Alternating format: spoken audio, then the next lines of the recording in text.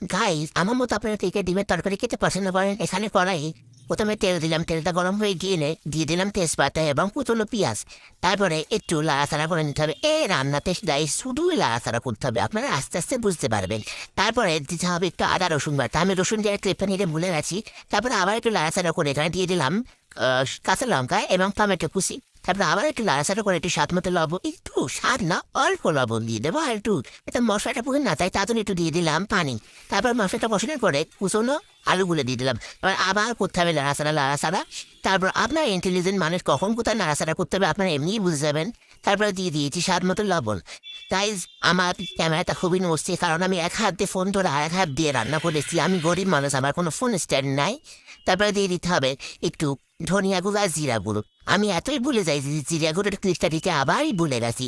তারপর এখানে দিতে হবে একটু কাশ্মীরি লঙ্কার গুঁড়ো কালারের জন্য। তারপর আবার লাড়াচাড়া করে একটু হলুদ গুঁড়ো দিলাম। হলুদ গুঁড়ো দেওয়ার পরে তারপরে দিলাম একটু কষানোর জন্য পানি। তারপরে আবার একটু লাড়াচাড়া করে ঢাকা দিয়ে রাখতে হবে। এবার ঢাকা খুলে দেখতে হবে, এইভাবে খুলতে দিয়ে কেটে দেখতে হবে যে আলুগুলো কি গলে গেলে তারপর ঝোলের জন্য পানি দিতে হবে। তারপরে দুটো বড় বড় টমেটো দিয়ে দিলাম, কারণ আমি টমেটো কিন্তু খুবই ভালোবাসি গাইস। প্রায় একটু দিয়ে দিলাম ছোট এলাচ, একটা ছোট এলাচ। তারপর আগে থেকে বেঁচে দেখা ডিমগুলো দিয়ে দিয়েছি আর দুটো চপ দিয়ে দিয়েছি। এই চপের রেসিপিটা যদি আপনারা জানতে চান তাহলে আমাকে কমেন্টে জানাবেন। এইভাবে হয়ে গেলে নামিয়ে নিতে হবে। তারপর ওপর থেকে একটু মনে জিরে মরিচ সরিয়ে দিলে হয়ে গেল রেডি। টাটা।